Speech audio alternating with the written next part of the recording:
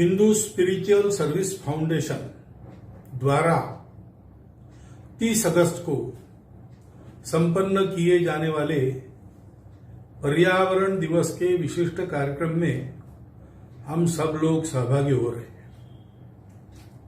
पर्यावरण यह शब्द आजकल बहुत सुनने को मिलता है और बोला भी जाता है, और उसका एक दिन मनाने का भी यह जो कार्यक्रम है वह भी अर्वाचीन है। उसका कारण है कि अभी तक दुनिया में जो जीवन का तरीका था या है, अभी भी बहुत मात्रा में है, प्रचलित है, वो तरीका पर्यावरण के अनुकूल नहीं है।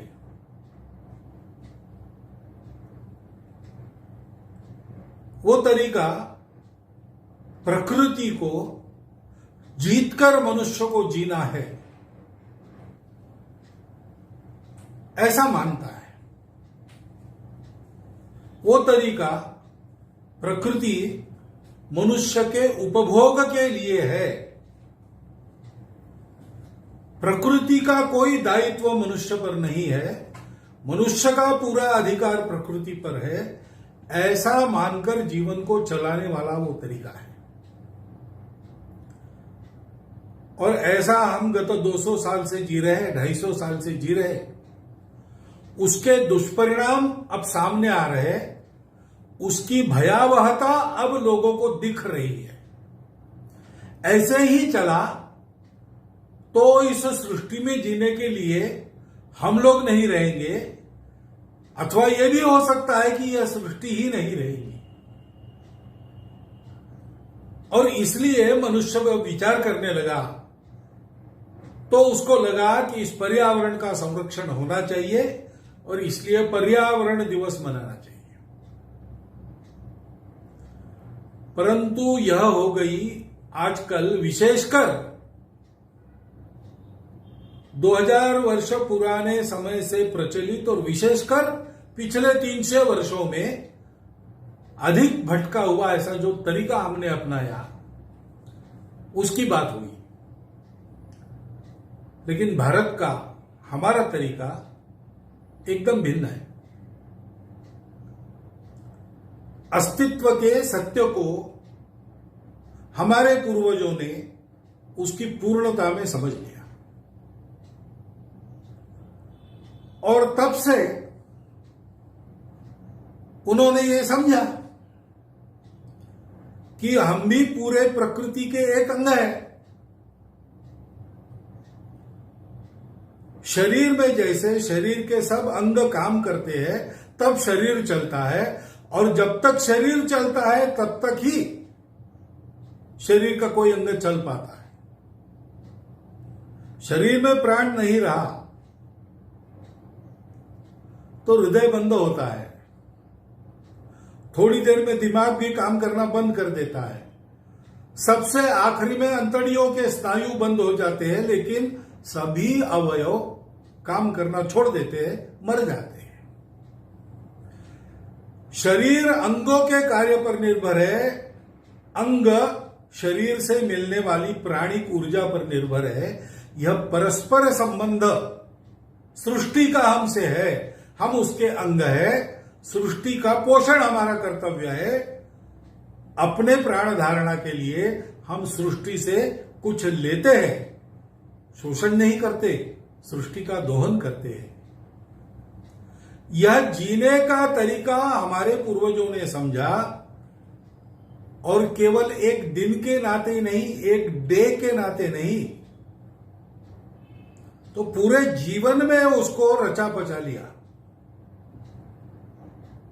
हमारे यहां ये स्वाभाविक कहा जाता है कि भाई शाम को पेड़ों को मत छेड़ो, पेड़ सो जाते हैं। पेड़ों में भी जीव है, जीव सृष्टि का वो हिस्सा है। जैसे एनिमल किंगडम है वैसे प्लांट किंगडम है। ये आधुनिक विज्ञान का ज्ञान हमारे पास आने के हजारों वर्ष पहले से हमारे देश का सामान्य अनपढ़ आदमी भी जानता है, पेड़ों को शाम को छेड़ना नहीं चाहिए। अपने जीवन के तरीके में क्या करना क्या रहना सारा अनुस्यूत है। हमारे यहां रोज चींटियों को आटा डाला जाता था। हमारे यहां घर में गाय को गोग्रास, कुत्ते को श्वान बलि, पक्षियों को काक बलि, कृमि कीटकों को लिए बलि, और अतिथि भूखा कोई गांव में है उसके लिए ऐसे 5 बलि चढ़ाने के बाद गृहस्थ भोजन करता था। ये बलि यानी प्राणी हिंसा नहीं थी, ये बलि यानी अपने घर में पका हुआ अन्न इन सबको देना पड़ता है। इन सबका पोषण करना मनुष्य की जिम्मेवारी है, क्योंकि इन सब से पोषण मनुष्य को मिलता है। इस बात को समझकर हम जीते थे, इसलिए हमारे यहां नदियों की भी पूजा होती है, हमारे यहां वृक्षों की भी, पेड़ पौधों की, तुलसी की पूजा होती है, हमारे यहां पर्वतों की पूजा प्रदक्षिणा होती है, हमारे यहां गाय की भी पूजा होती है, सांप की भी पूजा होती है।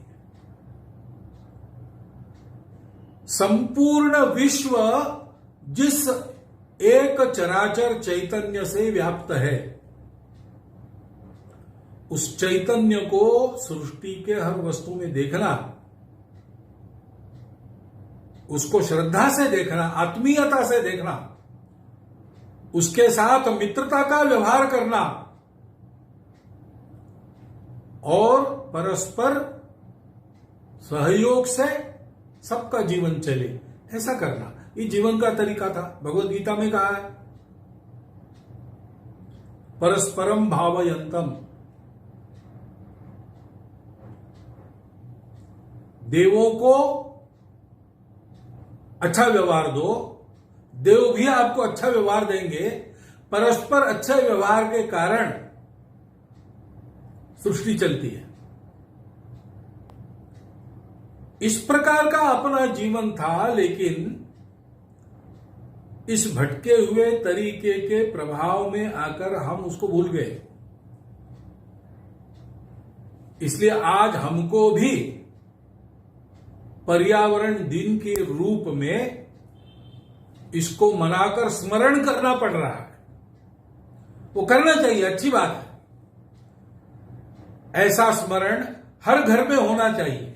ऐसे स्मरण का हमने प्रवर्तित किया हुआ इस साल का 30 अगस्त होगा, लेकिन हमारे यहां नागपंचमी है, हमारे यहां गोवर्धन पूजा है, हमारे यहां तुलसी विवाह है। इन सारे दिनों को मनाते हुए, आज के संदर्भ में उचित ढंग से मनाते हुए, हम सब लोगों को इस संस्कार को अपने पूरे जीवन में पुनर्जीवित और पुनर्संचरित करना है, जिससे नई पीढ़ी भी उसको सीखेगी, उस भाव को सीखेगी। हम भी इस प्रकृति के एक घटक है। हमको प्रकृति से पोषण पाना है, प्रकृति को जीतना नहीं। हमको स्वयं प्रकृति से पोषण पाकर प्रकृति को जिलाते रहना है। इस प्रकार का विचार करके आगे पीढ़ी चलेगी, तब ये विशेषकर पिछले 300-350 वर्षों में जो खराबी हुई है, उसको आने वाले 100-200 वर्षों में हम पाट जाएंगे। सृष्टि सुरक्षित होती, मानव जाति सुरक्षित होगी, जीवन सुंदर होगा। इस दिन को मनाते समय ये केवल कोई अपना एक मनोरंजन का कार्यक्रम हम कर रहे हैं ऐसा भाव न रखते हुए, संपूर्ण सृष्टि के पोषण के लिए, अपने जीवन को सुंदरतापूर्ण बनाने के लिए, सबकी उन्नति के लिए हम ये काम कर रहे हैं, ऐसा हमको भाव मन में रखना चाहिए। और आंखें खोलकर इस एक दिन का संदेश साल भर पूरे जीवन में छोटी छोटी बातों का विचार करते हुए अपने आचरण में उतारना चाहिए, ऐसा मुझे लगता है। इस चिंतन को आपके विचार के लिए आपके सामने रखता हूं। इस दिवस की आपको शुभकामनाएं देता हूं और मेरा कथन समाप्त करता हूं।